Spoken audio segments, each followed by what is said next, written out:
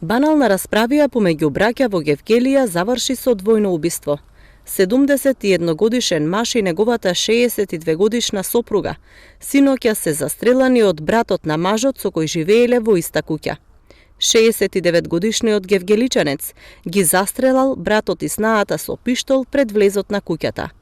Од јавното обвинителство велат дека во текот на денот ќе следи постапка за убиецот, кој синоќа го преведе гевгелиската полиција. Околу 18:50 часот пред влезот куќа во Гевгелија со пиштол пукал кон неговите брати и снаа ЛГ 71 и ТГ 62, кои починале на местото на настанот, а смрт констатирал лекар од Итна медицинска помош Гевгелија.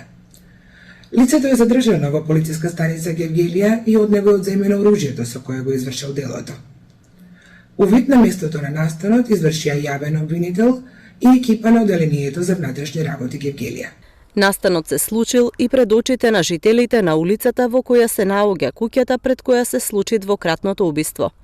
Тие не сакаат да зборуваат пред камера, но велат дека убиецот не правел отпор кога пристигнала полицијата да го уапси.